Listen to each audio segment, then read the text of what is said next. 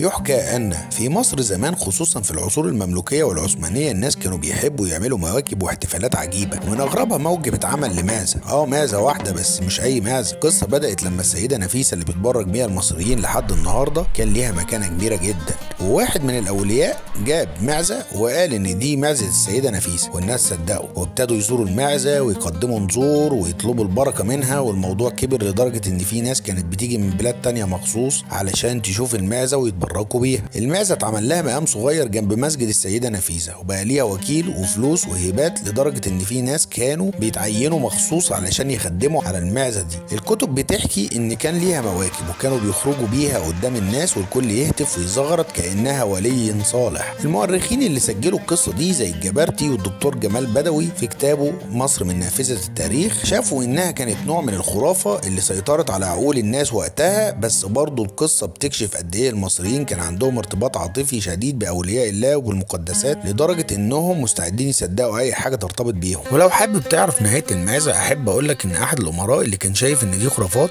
بعت للولي اللي اسمه الشيخ عبد اللطيف وطلب منه إحضار المعزة، وأما جه الشيخ عبد اللطيف ضيفه في القصر وأكله، واكتشف في الآخر إنه أكل المعزة.